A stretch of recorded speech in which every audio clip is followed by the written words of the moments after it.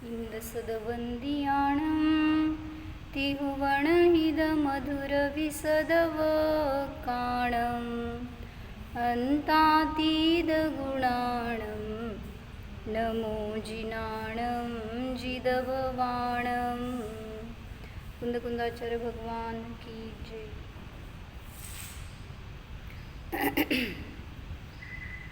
परवा एक प्रश्न आला होता आपल्याला।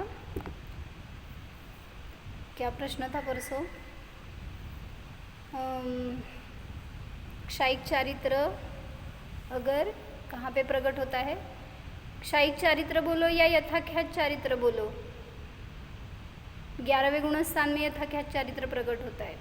तो प्रश्न किया है श्लोक वार्तिके पहले असलं पुस्तक आहे, तुम्हाला घ्यायचंच होतं, घ्या, चांगलं प्रकरण आहे। कुठं? पहिल्या कपाटात ड्रॉवरमध्ये आहे, सॉरी काय गाभाऱ्याच्या खाली, सगळ्यात खाली गेलेलं असेल असलं बघा पुस्तक, असं आहे। श्लोक वार्तिक के पहले भाग में 5 to 7 पेज है। एक्चुअली बहुत बड़ा प्रकरण लिया है उन्होंने सम्यक चारित्र का, तो उसमें पूरे सभी चारित्र लिए हैं। तो जो क्षायिक चारित्र है उसके बारे में बहुत अच्छा वर्णन है, बहुत डिटेल है, लेकिन इतना हम नहीं पढ़ेंगे, थोड़ा सा जितना हमें आवश्यक है उतना लेंगे। तो प्रश्न क्या था कि सम्यक क्षायिक सम्यक दर्शन की प्राप्ति कहाँ पे होती है? क्षायिक सम्यक दर्शन की कहाँ हो सकती है? 4 से 7 गुणस्थान में। क्षायिक सम्यक ज्ञान की प्राप्ति 13वें गुणस्थान में, जब केवल ज्ञान प्रकट होता है। और क्षायिक सम्यक चारित्र की नहीं ना, यही तो नहीं, यथाख्यात चारित्र बोला ना हमने, तो 11वें गुणस्थान में यथाख्यात चारित्र की पूर्णता हो गई। तो उन्होंने क्वेश्चन किया है ऐसे कि अगर क्षायिक ज्ञान से पहले क्षायिक चारित्र की प्राप्ति कैसे होती है? या उन्होंने फिर पूछा क्वेश्चन कि अगर क्षायिक सम्यक दर्शन, सम्यक ज्ञान और सम्यक चारित्र तीनों प्रकट हो गए 13वें गुणस्थान में ही, तो तभी मोक्ष क्यों नहीं हुआ? ये प्रश्न था ना हमारा। तो इसके बारे में बहुत अच्छे से खुलासा दिया है, पढ़ते हैं हम ये। कोई आगम से बाधा उपस्थित करे कि जब आप चारित्र की पूर्णता 14वें गुणस्थान में बतलाते हैं, ऐसा कहने पर तो यथाख्यात चारित्र पूर्ण है, इस प्रकार आगम वाक्य की बाधा होती है। यथाख्यात चारित्र तो 11वें गुणस्थान में ही है, पूरा हो गया है। इस प्रकार आगम वाक्य की बाधा होती है, क्योंकि यथाख्यात चारित्र तो 10वें गुणस्थान के अंत में ही हो जाता है। 10व्या गुणस्थानाचा अंत आणि 11व्या गुणस्थानाची सुरुवात, तिथंच सांगितलं यथाख्यात चारित्र प्राप्त होतं। मग विचारतायत की तुम्ही चारित्राची पूर्णता 14व्या गुणस्थानात का म्हणता? सो यहाँ आगम की बाधा नहीं समझना, क्योंकि उस आगम में उस चारित्र को चारित्र मोहनीय के क्षय से जन्यपने स्वभाव करके पूर्णपना कहा गया है। विवक्षा आहेत बरं का, 2 विवक्षा आहेत। 11व्या गुणस्थानामध्ये चारित्र पूर्ण का आहे आणि 14व्याच्या अंती, आणि 14व्याच्या अंती परत तुम्ही का म्हणता तिथे चारित्र पूर्ण होते? तर दोन्हीकडे 2 विवक्षा वेगवेगळे आहेत। तो यहाँ बता रहे जब 10वें गुणस्थान में 10वां गुणस्थान समाप्त हो गया, उसके बाद में जब 11वें गुणस्थान में प्रवेश किया जीव ने, तब उसे जो चारित्र प्रकट हो गया वहाँ पे कारण है चारित्र मोहनीय का क्षय। मोहनीय का क्षय हो गया ना 10वें गुणस्थान में, तो 11वें गुणस्थान में यथाख्यात चारित्र की प्राप्ति हो गई। जबकि संपूर्ण मोहनीय कर्म के क्षय से उत्पन्न हो रहा क्षायिक चारित्र एक अंश से भी मलयुक्त नहीं है। जहाँ पे मोहनीय खत्म हो गया वहाँ पे किंचित भी अशुद्धि नहीं है, थोड़ा भी मल नहीं है। इस कारण वह क्षायिक चारित्र सर्वदा ही अत्यधिक अनंत काल तक के लिए सर्व अंगों में निर्मलपणे करके प्रशंसित किया जाता है। म्हणून त्याला क्षायिक चारित्र म्हणा, निर्मळ चारित्र म्हणा, पूर्ण चारित्र म्हणा, काहीच नाही आहे मोहनीय नसताना, मग त्यामुळं ते चारित्रसुद्धा पूर्ण आहे, क्षयिक आहे, यथाख्यात आहे।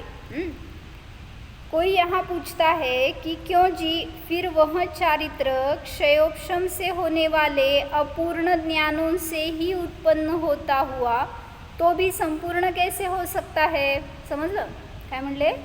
10व्या गुणस्थानापर्यंत 11व्या गुणस्थानात कुठलं ज्ञान आहे? क्षयोपशमी ज्ञान आहे का क्षयिक ज्ञान आहे? क्षयिक ज्ञान 13व्या गुणस्थानात, केवल ज्ञान, त्यामुळं खाली तर क्षयोपशमी ज्ञान आहे। मग प्रश्न विचारलाय, क्षयोपशमी ज्ञान असताना क्षयिक चारित्र कसं प्राप्त होतं? जे शंका चांगल्या घेतल्यात, वह चारित्र क्षयोपशम से होने वाले अपूर्ण ज्ञानों से ही उत्पन्न होता हुआ तो भी संपूर्ण कैसे हो सकता है? बताओ। भावार्थ त्याच प्रश्नाला खुलासा करून सांगतायत। अपूर्ण ज्ञान से तो अपूर्ण चारित्र होना चाहिए था। क्षयिक चारित्र पूर्ण चारित्र आहे, पण जे 12व्या गुणस्थानामध्ये नाही, कुठल्या 10व्या गुणस्थानामध्ये जे चारित्र प्रगट झालंय ते 10व्या गुणस्थानामध्ये जे ज्ञान आहे ते क्षयोपशमी ज्ञान आहे, अपूर्ण ज्ञान आहे। मग अपूर्ण ज्ञानाने अपूर्ण चारित्र असणार, क्षयिक चारित्र पूर्ण चारित्र कसं म्हणतात? थांबा कुठे गेलं? 10वें गुणस्थान में पूर्ण ज्ञान नहीं है, खालचं वाचतोय, मिळालं भावार्थमध्ये दुसरी ओळ खालची, खाली एकदम खाली जावा। हाँ, अपूर्ण ज्ञान से तो अपूर्ण चारित्र होना चाहिए था। 10वें गुणस्थान में पूर्ण ज्ञान नहीं है। द्वादशांग का ज्ञान या सर्वावधि और विपुलमती ये पूर्ण ज्ञान नहीं माने है। जरी तिथं द्वादशांगाचं ज्ञान आहे तरी सुद्धा ते ज्ञान पूर्ण नाही का हो? क्षयिक ज्ञान नाही आहे। जरी द्वादशांगाचं ज्ञान आहे तरी श्रुत ज्ञान आहे ना ते, त्यामुळं क्षयोपशमी ज्ञानच आहे। द्वादशांग का ज्ञान या सर्वावधी किंवा विपुलमती मनपर्य ज्ञान जरी आहे तरी सुद्धा ते ज्ञान पूर्ण नाही। अवधी ज्ञानामध्ये सर्वश्रेष्ठ ज्ञान सर्वावधी ज्ञान आहे, आणि मनपर्य ज्ञानामध्ये ऋजुमती आणि विपुलमती कुठलं ग्रेट आहे? विपुलमती आहे ते श्रेष्ठ आहे। त्यामुळं जरी विपुलमती ज्ञान आहे, जरी सर्वावधी ज्ञान आहे, जरी द्वादशांगाचं ज्ञान आहे तरी सुद्धा ते ज्ञान पूर्ण नाही।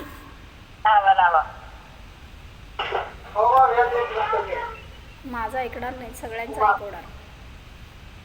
पूर्ण ज्ञान तो केवल ज्ञान है। कुठं प्रगट होते? पूर्ण ज्ञान केवल ज्ञान आहे, द्वादशांगाचं ज्ञान म्हणजे पूर्ण ज्ञान नाही। 13व्या गुणस्थानामध्येच केवल ज्ञानाची प्राप्ती होते। अतः अपूर्ण ज्ञान से चारित्र भी पूर्ण न हो सकेगा। फिर आपने 12वें गुणस्थान के आदि समय वाले चारित्र को पूर्ण कैसे कह दिया?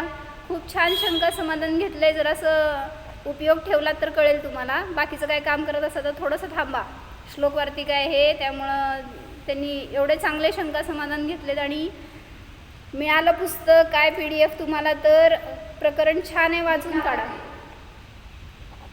हे फार मोठं आहे प्रकरण, 1-2 नाही आहेत, म्हणजे 527-28 पान आहे ना, तिथून जवळपास एक 25 पानं असतील असं हे प्रकरण त्यांनी जरासं विस्तारित घेतलं आहे, पण वाचण्यासारखं आहे, वाचाच। तो क्या बताया अभी तक? बताओ, यहाँ तक शंका हो गई क्या? आपने 12वें गुणस्थान के आदि समय वाले चारित्र को पूर्ण कैसे कह दिया? ऐसी शंकाकार की शंका है, क्या समझ में आया बताओ?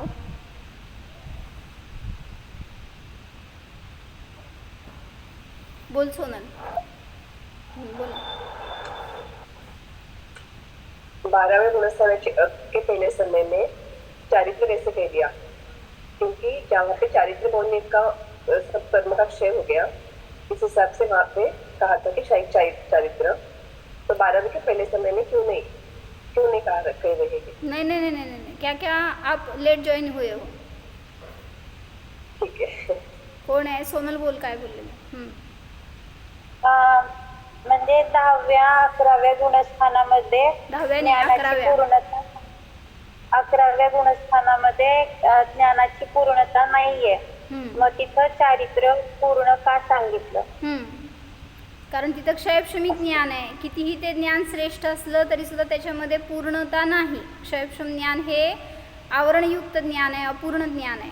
तर अपूर्ण ज्ञानाने अपूर्ण चारित्राचीच प्राप्ती होणार, त्यामुळे तिथं क्षयिक चारित्र म्हणू नका, असं शंकाकाराची शंका आहे. आचार्य कहते हैं ऐसी शंका ठीक नहीं है, क्योंकि संपूर्ण तत्वार्थों को परोक्ष रूप से जानने वाले पूर्ण श्रुत ज्ञान से उस चारित्र की उत्पत्ती होती है. संपूर्ण तत्वार्थाला परोक्ष रूपाने जाणणाऱ्या पूर्ण श्रुत ज्ञानाने चारित्राची उत्पत्ती होते. म्हणजे कुठलं पूर्ण श्रुत ज्ञान? म्हणजे द्वादशांगाचं ज्ञान. मग त्या ज्ञानाने या चारित्राची उत्पत्ती होते, भलेही ते परोक्ष रूपाने असेल तरी सुद्धा. श्रुत ज्ञान और केवल ज्ञान दोनों पूर्ण है. मी शास्त्रातलं वाचायला बरं का, मनाने नाही. काय म्हणले? श्रुतज्ञान सुद्धा पूर्ण आहे आणि केवल ज्ञान सुद्धा पूर्ण आहे. का? ओ बसा, हां मारू देत. सांगा काय काय कळलं सांगा. श्रुतज्ञान आणि केवल ज्ञान पूर्ण.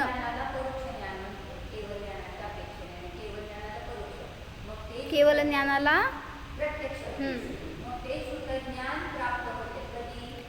श्रुतज्ञान तर आहे, त्याच्याजवळ पूर्णता आहे. मग ते पूर्ण श्रुत म्हणजे दोन्ही ज्ञानाला पूर्ण का म्हणलं? अंतर इतना ही है कि श्रुतज्ञान परोक्ष है और श्रुत केवली म्हणून तर म्हटलं जातं ना. हा, श्रुत केवली श्रुत ज्ञानाच्या द्वारे सर्वाला जाणतात आणि केवली केवल ज्ञानाच्या द्वारे सर्वाला जाणतात, म्हणून दोन्ही ज्ञान तर पूर्ण आहेत. मग श्रुतज्ञान फक्त प्रत्यक्ष आणि परोक्ष है और केवल ज्ञान प्रत्यक्ष है.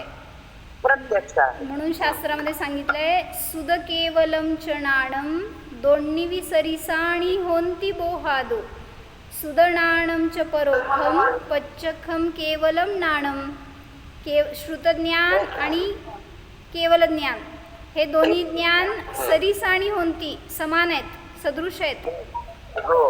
सुदनाणम च परोक्षम, सूत्रज्ञान आहे ते परोक्ष आहे आणि केवल ज्ञान आहे ते प्रत्यक्ष आहे. एवढ्याच अपेक्षेने दोन्हीत भेद आहे, नाहीतर दोन्ही ज्ञान पूर्ण आहेत. आता पुढे जे घेणार आहेत ना ते महत्त्वाचं आहे. विजुकाकी समजलं का? तुम्ही पण उशिरा जॉईन झालाय. काय विचारलं? पहिल्यांदा चांगलं सांगितलं पॅरेग्राफ त्यांनी की चारित्र मोहनीयाचा क्षय झालाय 10व्या गुणस्थानामध्ये, त्यामुळे 11व्या गुणस्थानामध्ये प्राप्त झालेलं चारित्र पूर्ण आहे. क्षयिक चारित्र आहे म्हणा, यथाख्यात चारित्र आहे म्हणा.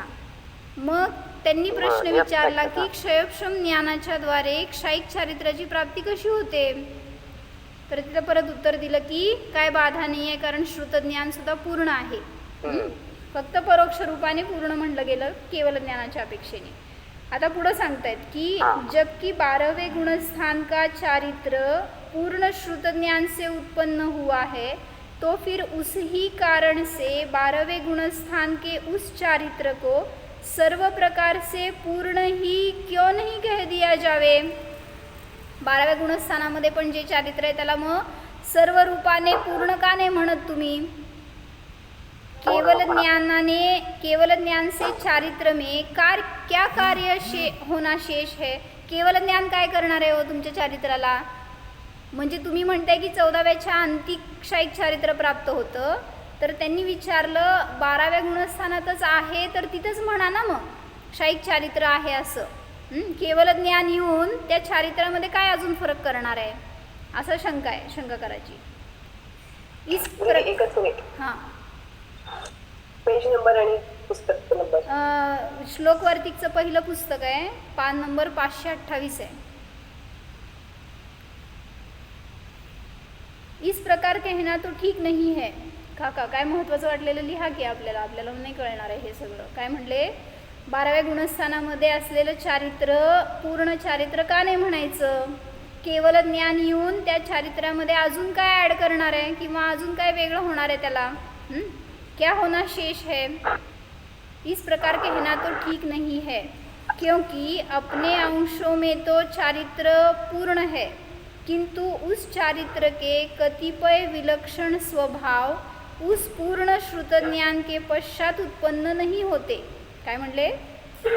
किंतु उस चारित्र के कतिपय विलक्षण स्वभाव उस पूर्ण श्रुत ज्ञान के पश्चात उत्पन्न नहीं होते. वे स्वभाव तो केवल ज्ञान होने पर ही कुछ सहकारियों के मिलने पर उत्पन्न होते हैं. काय सांगायला लागलेत? जे चारित्र 12व्या गुणस्थानात प्रगट झालं ते पूर्ण चारित्र आहे. मग केवल ज्ञान झाल्यावर अजून काय फरक पडतो त्याच्यामध्ये? तर सांगतायत की सहकारी कारण असतात अनेक. एक कार्य होण्यामध्ये अनेक सहकारी कारण असतात. मग मोक्ष हे कार्य आहे, ते कार्य होण्यासाठी असे ते अनेक जे सहकारी कारण आहेत ते अजून 12व्या गुणस्थानात मिळाले नाही आहेत. काय म्हणले? अजून जे काय 13व्या आणि 14व्या गुणस्थानामध्ये अजून काय काय त्यांना कारण मिळणार आणि मग जी पूर्णता होणार त्याच्या निमित्तात मोक्ष हे कार्य सिद्ध होणार आहे. मग त्याचा खुलासा सांगायला लागले. परत वाचते.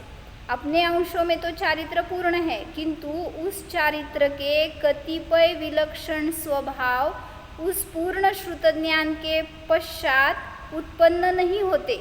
म्हणजे जरी श्रुतज्ञान पूर्ण झालंय तरी सुद्धा त्याच्याद्वारे त्या चारित्रामध्ये आंशिक अजून अशुद्धी आहे असंच म्हणायचं आहे. वर खुलासा केला पूर्ण चारित्र आहे म्हणून, आणि आता सांगतायत परत की आंशिक अजून त्याच्यामध्ये पूर्णता व्हायची आहे किंवा शुद्धि व्हायची है. वे स्वभाव तो केवल ज्ञान होने पर ही कुछ सहकारियों के मिलने पर उत्पन्न होते हैं. वह चारित्र का विशिष्ट स्वभाव क्या है? ऐसा प्रश्न होने पर तो इसका उत्तर यह है कि नाम आदि यानी नाम, वेदनीय और गोत्र, कुठले कुठले कर्म राहिलेत अजून ह्यांच्याकडं केवलींकडं? नामकर्म आहे, वेदनीय आहे आणि गोत्रकर्म आहे. आणि का अजून एक आणि आयु सोडला? तर आहेच की, हा. आयु पण आहे. 4 आघाती कर्म शेष आहेत ना अजून. म्हणजे 4 आघाती आहेत की 4 आघाती कर्म आहेत. तर सांगतायत की नाम, गोत्र, वेदनीय इन 3 अघाती कर्मों की निर्जरा करने में समर्थ ऐसा चौथा समुच्छिन्न क्रिया प्रतिपाती नाम का शुक्ल ध्यान है. ते ध्यान झाल्याशिवाय चारित्रामध्ये काय ह्या 3 अघाती कर्मांचा नाश होत नाही. आणि हे या कर्मांचा नाश झाल्याशिवाय पूर्णता प्रगट होत नाही चारित्रामध्ये. जरासं लेंदी केलंय त्यांनी, भरपूर विश्लेषण केलंय. ॲक्च्युली तेवढं वाचणं शक्य नाही आहे. तुम्ही वाचा, पण चांगलं घेतलं त्यांनी. जेवढं वाचल तेवढं आपल्याला आनंद येणार आहे त्यातून. उस चारित्र के अंतिम स्वभाव को आवरण करने वाला 8 कर्मों के अतिरिक्त कोई न्यारा कर्म होगा. इस प्रकार 9वें कर्म हो जाने का प्रसंग नहीं होता है, नहीं हो पाता है, क्योंकि चारित्र मोहनीय कर्म के क्षय से ही उस स्वभाव की भी उत्पत्ति हो जाती है. कुछ म्हणजे झालंय प्रगट तर 11व्या गुणस्थानातच. काय म्हणले? शाईक चारित्राची पूर्णता प्रगटता तर 11व्या गुणस्थानातच झाली आहे. पण जे काय कर्माचा पूर्ण क्षय झालाय त्याच्या या निमित्तात अपेक्षेने म्हटलं ना, चारित्र मोहण्या कर्माचा पूर्ण क्षय झालाय. त्याच्या निमित्तात शाईक चारित्र तर प्रगट झालंय, पण कुछ विशेष सहकारी कारण और समय विशेष की आकांक्षा है. हे सुद्धा सगळे निमित्त म्हणले गेले. मग सगळे निमित्त जुळल्याशिवाय सुद्धा कार्य होत नाही. म्हणून त्या 13व्या आणि 14व्या गुणस्थानामध्ये जे काही सहकारी कारण मिळणार आहेत ते, आणि समय विशेष म्हणजे तेवढी आयुशेष आहे ते कारण. मग या सगळ्याची पूर्णता झाल्यावरच तिथं क्षायिक चारित्र म्हणलं गेलं 14व्या गुणस्थानाच्या अंतिम समयामध्ये. आणि त्याच्या निमित्तामध्ये सांगितलं मोक्षाची प्राप्ती होते. 14व्या गुणस्थानाचा अंतिम समय आणि सिद्धावस्थेचा प्रथम समय. उत्पाद.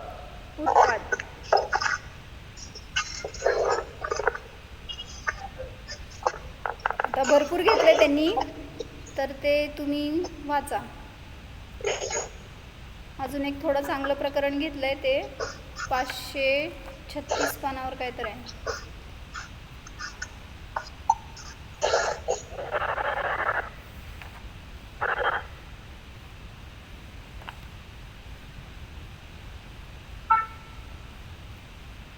पाचशे 35 पानावर थोडंसं आहे ते वाचते. हे मधलं सगळं प्रकरण ह्याचंच आहे शाईक चारित्राविषयीच, पण जरासं लेंदी आहे, ते तुम्ही परत वाचू शकता. मला फक्त खुलासा करायचं होतं की शाईक चारित्र जर 11व्या गुणस्थानात होतं तर तिथं मोक्ष का नाही होत.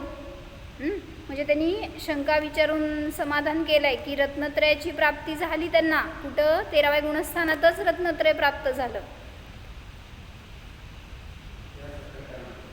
हां, कशाला?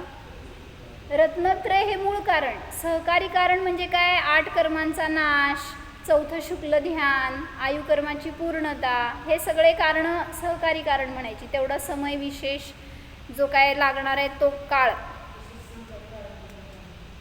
अजून मिळाले नाहीत म्हणून तिथं मोक्षाची प्राप्ती झाली नाही. त्यांनी कुठं घेतलं? 1 मिनटं, तेवढं वाक्य वाचते मी.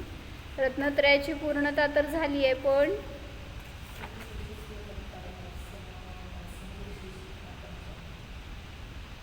समय विशेष म्हणजे त्यांचा अजून आयुकर्म शेष आहे.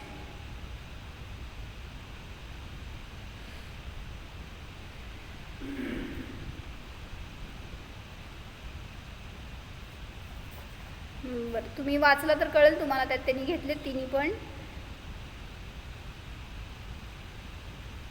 की रत्नत्रय जर पूर्ण झालंय तर तिथंच मोक्ष माना. मग त्याला कारण घेतलं की जरी रत्नत्रयाची पूर्णता आहे तरी सुद्धा अजून काय जे सहकारी कारण मिळायचे होते ते तिथं नाहीत. त्याच्या अपेक्षेने त्यांना तिथं मोक्षाची प्राप्ती होत नाही.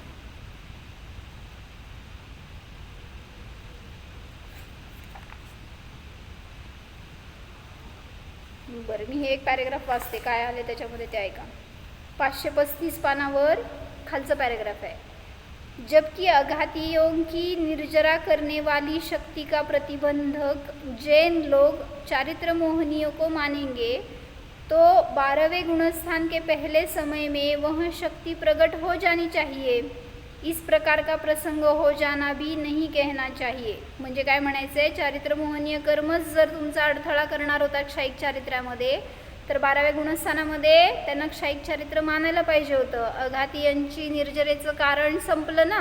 अघातीचं निर्जरा करण्यामध्ये प्रतिबंधक होतं ते मोहनीय.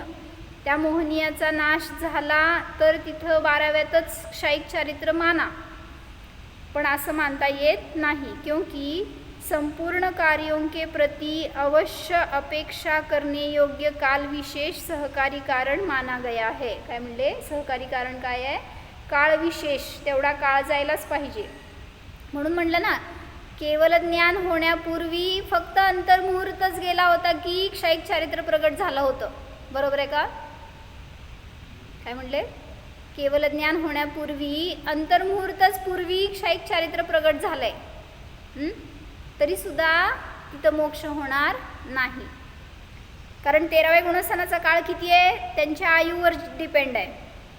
क्योंकि संपूर्ण कार्यों के प्रति अवश्य अपेक्षा करने योग्य काल विशेष सहकारी कारण माना गया है. वनस्पति, धान्य, फल, फूल आदि पदार्थ भिन्न भिन्न समयों में ही उत्पन्न होते हैं. वनों में सैकड़ों बीज पड़े रहते हैं. मिट्टी, पानी, घाम यानी धूप ये सहकारी कारण भी विद्यमान है, किंतु समय पाकर ही वे फलते फुलते हैं. वनामध्ये अनेक ठिकाणी अनेक बीज पडलेत, पण त्यांना सगळं समान मिळते. वारा, पाऊस, खाद्य काय असेल ते, माती, पाणी सगळं मिळते समान. पण काही बीजच फलित होतात त्यांच्या योग्यतेनुसार, काही फलित होतात ते उशिरा होतात असं. म्हणून म्हटलं समय विशेष ते निमित्त मिळालं असतानाच ते फलते हैं और फूलते हैं, सर्वदा नहीं. वैसे ही मोहनीय के क्षय हो जाने पर भी उस शक्ति को सहकारी कारण विशेष काल की अपेक्षा है. जरी मोहनीय कर्माचा नाश झालाय तरी सुद्धा काळ विशेष हे सहकारी कारण मिळाल्याशिवाय कार्याची उत्पत्ती होत नाही. उस समय 12वें के आदि में वह सहकारी कारण माना गया विशेष काल नहीं है. जे तुम्ही निमित्त रूपाने मानणारा सहकारी काळ आहे तो 12व्या गुणस्थानामध्ये नाही आहे. अतः उस समय वह शक्ति प्रकट नहीं हो पाती है. कौन सी शक्ति दीपाली बेन?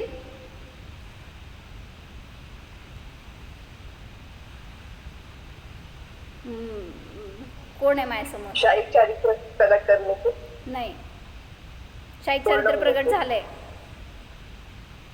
मोक्ष नाही, मोक्षावस्थाच घेतली. त्यांनी इथं जे सांगितलं ते सांगा. भाव मोक्ष आहे बरोबर आहे की, पण त्यांनी काय सांगितलं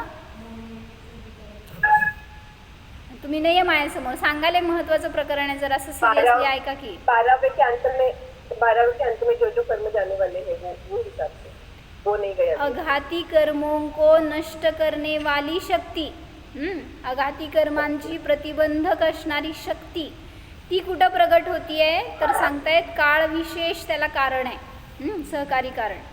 अतः उस समय वह शक्ति प्रकट नहीं हो पाती 12वें गुणस्थान में.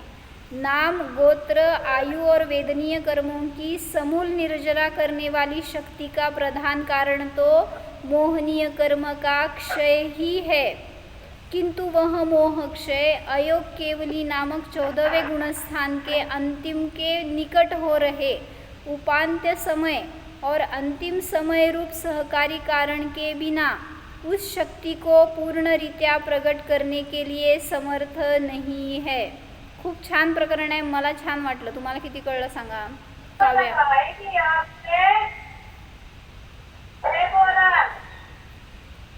काव्या काय कळलं? परत वाचते. मोह क्षय अयोग केवली नामक 14वें गुणस्थान के अंतिम के निकट हो रहे उपांत्य समय और अंतिम समय रूप सहकारी कारण के बिना, कारण त्या समयामध्ये चौथं शुक्ल ध्यान होणार आहे 14व्या गुणस्थानाच्या अंतिम आणि उपांत्य समयामध्ये. वह उस सहकारी कारण के बिना उस शक्ति को पूर्ण रीत्या प्रकट करने के लिए समर्थ नहीं है. जिस शक्ति के द्वारा 14वें के उपांत्य समय में 72 प्रकृतियों का और अंत्य समय में 13 प्रकृतियों का क्षय हो जाने वाला है. 13वें के आदि में केवल ज्ञान हो जाने पर भी परिपाक समय के बिना 14वें के उन अंत्य उपांत्य समयों में पहले वह शक्ति उत्पन्न नहीं हो पाती है. 13व्या गुणस्थानामध्ये जरी केवल ज्ञान प्रगट झालं तरी सुद्धा 14व्याच्या अंतिम आणि उपांत्य समयामध्ये जे काय ध्यान होणार आहे, जे काय तिथं शक्ती प्रगट होणार आहे, ती शक्ती 13व्याच्या पहिल्या समयामध्ये नाही. म्हणून तिथं 13व्यामध्ये जरी क्षयिक चारित्र आहे तरी सुद्धा मोक्ष नाही. समजलं म्हणा. तेरी पूर्ण ध्यान वो तो 14वें पूर्ण गुणस्थान में है ना. भले अंतिम समय चरम समय और द्विचरम समय में कर्मों की हिंसरा हो रही है, लेकिन ध्यान तो पूरे 14वें तक है ना. ऐसा नहीं कह सकते कि अंत के 2 समय में है, ऐसा नहीं. अंत्य समय में जो शक्ति प्रकट होगी ना वो शक्ति पीछे नहीं है, ये बता रहे हैं. वो तो जितना अंतर्मुहूर्त का काल है 14वें गुणस्थान का भी, तो वो भी उसमें भी विशुद्धि वृद्धिंगत ही है. तो इतना ही बताना है, अंत्य और उपांत्य समय में जो शक्ति प्रकट होती है उसी से 8 कर्मों का नाश होगा और केवल मोक्ष की प्राप्ति होगी. तो वहाँ पर ही क्षयिक चारित्र ऐसा प्रकट हुआ, ऐसा कहा जाएगा.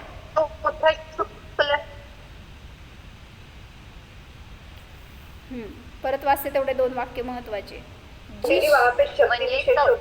चौथं शुक्ल ध्यान 14व्यातच प्रगट होतोय, म्हणजे ती शक्ती 4थ्या शुक्ल ध्यानाची जी परिणामाचं तर ती शक्ती तेव्हाच प्रगट होते, त्यामुळे ती तेव्हाच पूर्णता मिळते. मग त्यांचं म्हणणं आहे 14व्या गुणस्थानाचा काळ जेवढा अंतर्मुहूर्त आहे त्याच्यामध्ये पूर्ण 4थं शुक्ल ध्यान आहेच की.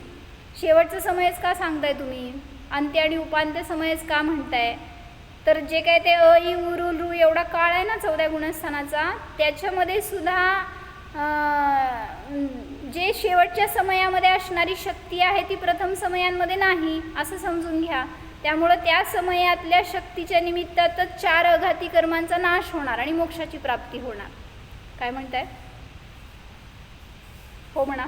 ऐसा कह सकते हैं, ठीक है, शक्ति वो अपने आप प्रकट हो जाएगी. अदरवाइज नहीं तो ऐसा हो जाएगा कि वो तो कुछ कर ही नहीं रहे ना, उनको मालूम नहीं है, ऑटोमेटिक ही हो रहा है पूरा. मतलब हो रहा है, जानबूझकर ध्यान लगा रहे हैं, उससे उपयोग लगा रहे हैं, सब कुछ ज्यादा है, ऐसा कुछ नहीं है. नाही. बरोबर. आता सगळे ध्यान करायला कळा लागले मला. तुमच्या ध्यानाने पण सगळ्या कर्मांचा नाश हो. म्हणजे एवमुज्ञाने आपण मोक्षाच्या निकट गेलोय, कळतंय का आपल्याला. 13व्या गुणस्थानामध्ये 14व्या गुणस्थानामध्ये आहे आपण आत्ता. सगळं तिथलं जे काय जे त्यांच्या परिणामांचा अनुभव करतोय ना, त्या फिलिंग्सच्या निमित्तात आपण सुद्धा भावमोक्षापर्यंत पोचतोय. असं ते एक अनुभव येऊ द्या, एक आनंद येऊ द्या. जिस शक्ति के द्वारा 14वें के उपांत्य समय में, म्हणजे म्हणलं ना दीपाली भाभी की जर असं म्हणलं की 14व्या गुणस्थानामध्ये पहिल्या समयापासून चौथं शुक्ल ध्यान आहे, तरीसुद्धा उपांत्य समयात 72 प्रकृती आणि अंतिम समयात 13 प्रकृती का नष्ट होता? तो पहिल्या समयात का नाही नष्ट होत? हो म्हणा. वैसी शक्ती नाही. त्यासाठी योग्य समय आल्याशिवाय काय? जिस शक्ति के द्वारा 14वें के उपांत्य समय में 72 प्रकृतियों का और अंत्य समय में 13 प्रकृतियों का क्षय हो जाने वाला है. 13वें के आदि में केवल ज्ञान हो जाने पर भी 13व्या गुणस्थानात जरी केवल ज्ञान प्रकट झालंय तरी सुद्धा परिपाक समय के बिना, कहाँ पे होने वाला है परिपाक? 14वें के अंतिम समय में. परिपाक समय के बिना 14वें के उन अंत्य उपांत्य समयों से पहले वह शक्ती उत्पन्न नहीं हो पाती. म्हणजे समजून घ्या की 13व्या गुणस्थानाच्या पहिल्या समयापासून सुद्धा शक्तीची वृद्धीच आहे पुढं. म्हणजे 13व्यात सुद्धा तशी शक्ती नाही आहे की जे 3-4 अघाती कर्मांचा नाश करेल.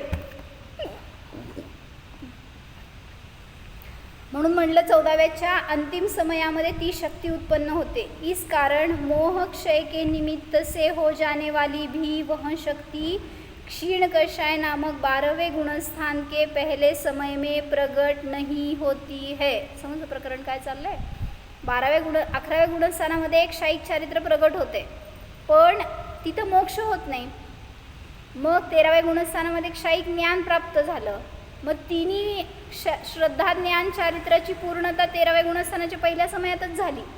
मग तिथंच मोक्ष का नाही म्हणत तुम्ही, असं शंकाकाराची शंका आहे. तर उत्तर दिलं की जोपर्यंत 14व्या गुणस्थानाचा अंतिम समय येत नाही तोपर्यंत जे काय त्यांच्यामध्ये कार्य घडणार आहेत ना, जी काही विशुद्धी, जी शक्ती प्रगट होणार आहे, ती शक्तीच त्यांच्या सगळ्या कर्मांचा नाश होण्यामध्ये आणि मोक्ष होण्यामध्ये कारण आहे. तोपर्यंत ती शक्ती नाही, त्यामुळं मोक्ष नाही. एवढंच कारण आहे त्याच्यामध्ये. फक्त ते डिटेलमध्ये त्यांनी खूप विस्तारून करून घेतलेलं आहे, ते तुम्ही वाचा. इस कारण मोह क्षय के निमित्त से हो जाने वाली भी वह शक्ति क्षीण कषाय नामक 12वें गुणस्थान के पहले समय में प्रकट नहीं होती है और उस शक्ति का प्रतिबंध करने वाला चारित्र मोहनीय कर्म जब सिद्ध हो चुका तो उस शक्ति का आवरक बनने के लिए 8 कर्मों से अतिरिक्त 9वें कर्म मानने का भी प्रसंग नहीं आता. काय कळलं ह्याच्यावरून, शेवटच्या वाक्यावरून? चारित्र मोहनीयाचा क्षयच क्षयिक चारित्रामध्ये कारण आहे, निमित्त आहे बरं का. कोई अलग सा कर्म नहीं रह गया. 14 इसमें कि 9वां अलग से कर्म थे, उसकी वजह से उस कर्म के क्षय की वजह से क्षयिक चारित्र प्रकट होगा. बराबर. क्या बताया?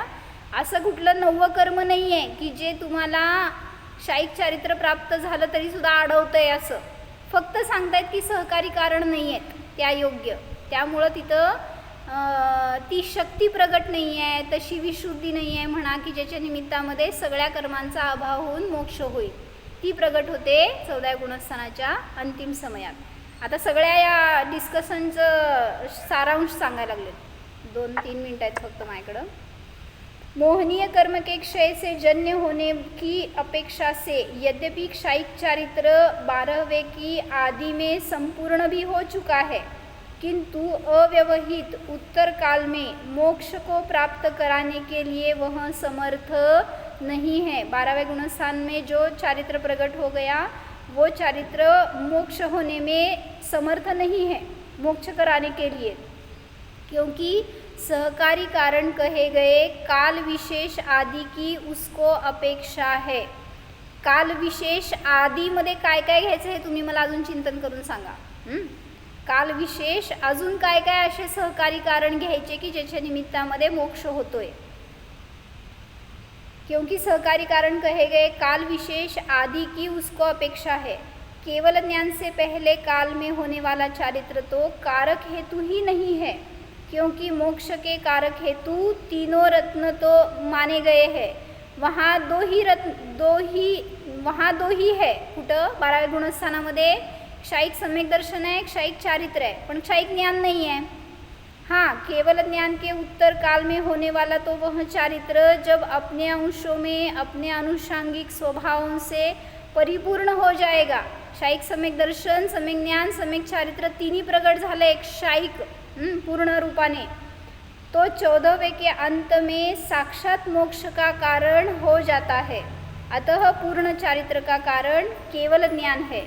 केवल ज्ञान हुए बिना दूसरे प्रकार से 14वें के अंत समय में होने वाली चारित्र की वह पूर्णता नहीं बन सकेगी.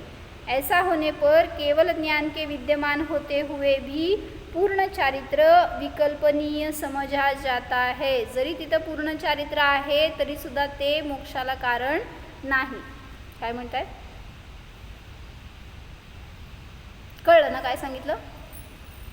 कारक हेतू केवळ ज्ञान से कारक हेतू कारक हेतु म्हणजे करणार. केवळ ज्ञान से पहले तेच ना, केवल ज्ञान से पहले काल में होने वाला चारित्र तो कारक हेतू ही नाही आहे. म्हणजे ते केवल ज्ञानाच्या पूर्वी जे शाईक चारित्र प्रगट झालं ते मोक्षामध्ये कारक नाही, म्हणून ते कारक हेतू नाही आहे असं सांगतायत. मग कारक हेतू कुठं आहे? 14व्या गुणस्थानाच्या अंतसमयामध्ये. म्हणून अजून थोडं घेतलं आहे त्यांनी प्रकरण चांगलं. किती घेणार असं वाटतं त्यातलं, पण खूप चांगलं घेतलं त्यांनी. तुम्हाला वाचलं तर खरं आनंद येईल. म्हणजे मला चांगला खुलासा झाला माझ्या ज्ञानामध्ये. पण तुम्ही अजून किती वाचायला पाहिजे? तेच की 526 25 26 पासून वाचा की चांगलं प्रकरण आहे. चारित्र मोहनियाचं सगळं घेतलंय. सम्यक चारित्राची प्राप्ती शाईक चारित्राची तिथून सुरुवात केले त्यांनी. ते आता आपण 536 37 पर्यंत वाचलं आणि तिथंपर्यंत घेतलंय. त्यामुळे तेवढं प्रकरण तर वाचण्यायोग्यच आहे. काय झालं आमचं आता की शाईक चारित्राची पूर्णता कुठं होते आहे. माझ्याकडे पुस्तक देते मी तिला. नाही, यथाख्यात चारित्र कुठं प्रगट होतं? मग तिथं तेच यथाख्यात चारित्र म्हणजेच क्षाईक चारित्र. मग त्यांनी विचारतायत की क्षाईक काय नाही, तसलं काय नाही प्रकार. म्हणूनच त्यांनी प्रश्न घेतला की चारित्र मोहनीयाचा पूर्ण क्षय झाला असताना, त्याचं निमित्त असताना क्षाईक चारित्र प्रगट होतं. म्हणजेच क्षाईक चारित्राला आवरण करणारं कोण आहे? चारित्र मोहनीय. मग ते नष्ट झालं तर क्षाईक चारित्र प्रगट होणारच. मग ते चारित्र तुम्हाला मोक्ष का नाही देत? मग त्यासाठी सगळा खुलासा केला इथं त्यांनी की 12व्या गुणस्थानात जरी क्षाईक चारित्र प्रगट झालं आहे तरीसुद्धा केवल ज्ञान नाही आहे, म्हणून होणार नाही. मग केवल ज्ञान झाल्यावर होत आहे म्हणा 13व्या गुणस्थानामध्ये. पहिल्या समयातच मोक्ष व्हायला पाहिजे, कारण रत्नत्रयाची पूर्णता झाली तिथंच. मग तिथं का नाही म्हणत? मग काय सांगितलं तर जरी क्षाईक चारित्र हे मूळ कारण आहे विद्यमान, म्हणजे सम्यक दर्शन ज्ञान चारित्राची पूर्णता आहे तिथं, तरीसुद्धा सहकारी कारण विशेष आणि काल विशेष ह्यांचं जोपर्यंत मेळ बसणार नाही तोपर्यंत ते सर्व कर्मांच्या नाशाला, अघाती कर्मांच्या नाशाला कारण ठरणार नाही. 4 अघाती शेष आहेत ना अजून 13व्या गुणस्थानामध्ये. मग त्यांची पूर्णता किंवा त्या अघाती कर्मांचं नाश करण्याची शक्ती कुठं प्रगट होते तर 14व्या गुणस्थानाच्या अंतिम समयामध्ये, उपांत्य आणि अंतिम समयामध्येच 72 आणि 13 प्रकृतींचा नाश होतो. मग ती शक्ती तिथंच प्रगट झाली आहे, पूर्वी नाही आहे. मग त्याच्यामध्ये कारण म्हणून सांगतायत की सहकारी विशेष जे काय आहेत ना, मग त्यामध्ये घेतलेत त्यांनी काय काय की 4थं शुक्ल ध्यान, केवली समुद्घात, हे सगळ्यांच्या निमित्तामध्ये तशी शक्ती पुढं प्रगट होत गेली. आणि मग त्या उपांत्य समयात आणि अंतिम समयामध्ये त्या सगळ्या 4 अघाती कर्मांचा नाश झाला आणि मग तेच त्याचं साक्षात कारण म्हणलं गेलं केवळ मोक्ष होण्यामध्ये. म्हणून तेच क्षाईक चारित्र मोक्षामध्ये मूळ कारण आहे. त्याच्यापूर्वी जे काय प्रगट झालेलं आहे ते मोक्षाचं कारण नाही. जरी क्षाईक चारित्र आहे तरी सुद्धा तिथं मोक्ष नाही. असं संग्रहामध्ये त्याला 14व्या गुणस्थानात परमशाईक चारित्र प्रगट होतं असं म्हटलं. तर ठीक आहे एक. हां, नाहीतर त्यांनी एक शंका पण चांगली उचलली. जर क्षाईक चारित्र 11व्यामध्ये होत आहे आणि तुम्ही म्हणताय तिथं मोक्ष होत नाही, तर मग अजून तिथं जे काय आडवं येणारे कारण आहेत ना, मग अजून एक कर्म माना. 8 कर्मांच्या पेक्षा वेगळं 9वं कर्म. तर म्हणून सांगितलं नाही, क्षाईक चारित्र प्रगट होण्यामध्ये बाधक होतं ते चारित्र मोहनीयच होतं. ते नष्ट झाले तर क्षायिक चारित्र्य प्रकट झालंच नाही असं नाही, पण सहकारी कारण विशेष नाही आहेत म्हणून तिथं अजून त्याला तशी काय मुक्त दशा प्रकट झाली नाही, असं खुलासा छान घेतला त्यांनी. बघू अजून. हो जाणा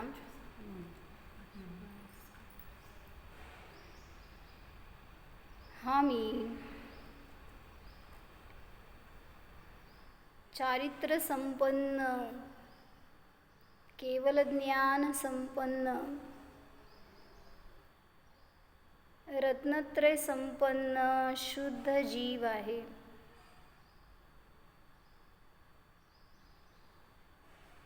क्षायिक चारित्र हा माझा स्वभाव आहे जाणा. त्याला कर्माच्या क्षयाची अपेक्षा नाहीच. परिपूर्ण स्वरूपोऽहं, मुक्त स्वरूपोऽहं,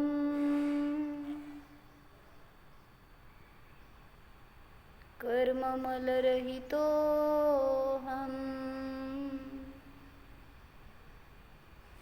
ओम